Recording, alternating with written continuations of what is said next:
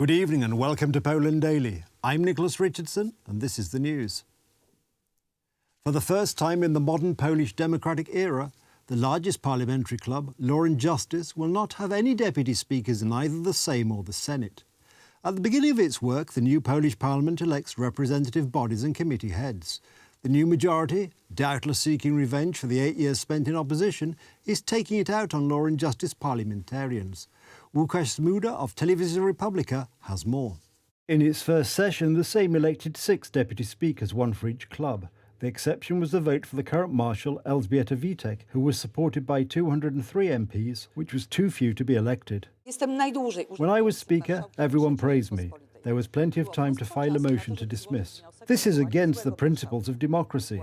Law and Justice does not want to let the opposition dictate personnel decisions, which is why the party leader, Jarosław Kaczyński, announced that there will be no other Law and Justice party candidate for this position. She is the only candidate.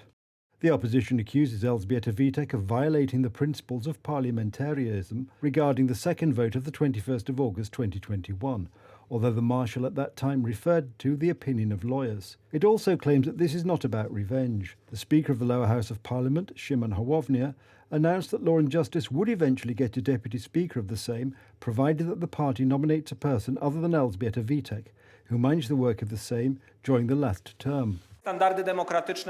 This place will expect education standards to be maintained. MPs who departed from this parliamentary custom say that they did it for the sake of democracy. It was in the name of democracy that I chose this way, and that is why I was against it. There is absolutely no revenge, although some people probably wanted it. We set an example that there should be representations. We even supported the Confederation. Law and Justice said that during their last term, the representation of the same presidium consisted of half deputies from the ruling party and half from the opposition camps. Now this proportion is rapidly changing. Last night, President Andrzej Duda accepted the government's resignation and entrusted the mission of forming a new cabinet to Mateusz Morawiecki.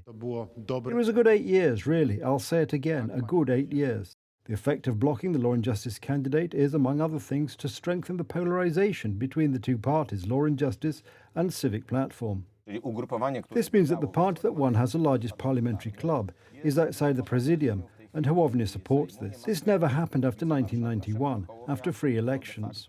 The Prime Minister now has 2 weeks to obtain a majority in the Sejm through a vote of confidence. According to German Defence Minister Boris Pistorius, the goal to supply Ukraine with 1 million rounds of ammunition will not be reached. He added that European Union members are working together with industry to ramp up production.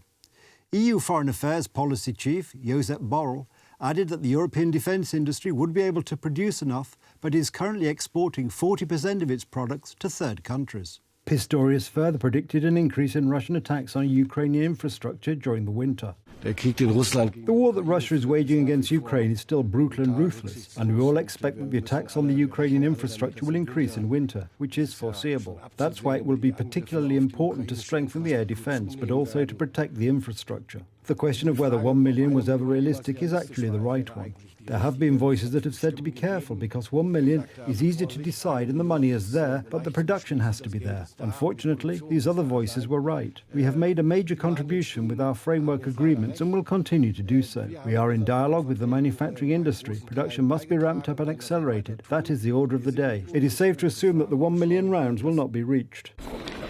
Keep in mind the European defence industry is exporting a lot.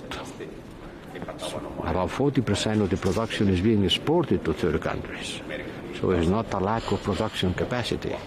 It's that they send their products to another markets. So maybe what we have to do is to try to shift this production to the priority one, which is Ukrainians. 7 Romanian pilots became the first trainees at a NATO-backed regional F-16 training hub, which opened in Romania and which will be available to all allies and partners, including Ukraine.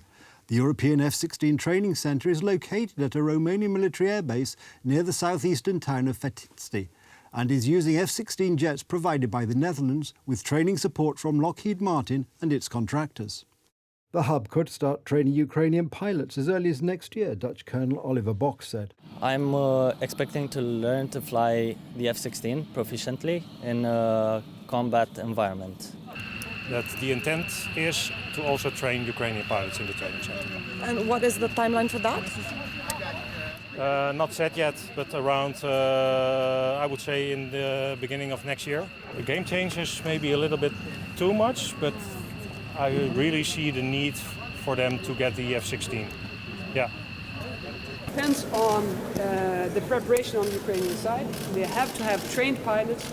They have to know how to do the maintenance, which means they have to have maintenance personnel. They have to have the infrastructure in place. And we also have to coordinate this with our partner, also, of course, with the United States, because it's an American capability. In August, the United States approved sending F-16 fighter jets to Ukraine from Denmark and the Netherlands to defend against Russia as soon as pilot training was completed. Ukraine has actively sought the United States-made F-16 fighter jets to help it counter Russian air superiority. Asked when the Netherlands would be sending F-16s to Ukraine, Dutch Defence Minister Keesje Ollongren said it depended on the preparations on the Ukrainian side. Israeli government minister and opposition leader Benny Gantz warned Lebanon that Israel stood ready to expand its operations against the militant Hezbollah group, however necessary. Speaking to reporters in the northern Israeli city of Kiryat Shimona, which has come under fire from Hezbollah rockets in recent weeks, Gantz said Israel will continue to operate defensively and offensively as needed and, if necessary, to deliver a painful blow to Lebanon and Hezbollah. Weeks of hostilities across the Lebanese-Israeli border have escalated, with growing casualties on both sides and a war of words fueling concerns of a widening conflict between Israel and the Iran-backed Lebanese group Hezbollah. Early today, I met the Northern Command. There and in the field, there is effective operational vigilance and readiness to expand the operation, however necessary. We are aware of Hezbollah's military capabilities. We are also aware of our greater military capabilities. We will continue to operate defensively and offensively as needed, and, if necessary, to deliver a painful blow to Lebanon and Hezbollah. We know how to do that, and to do it lethally.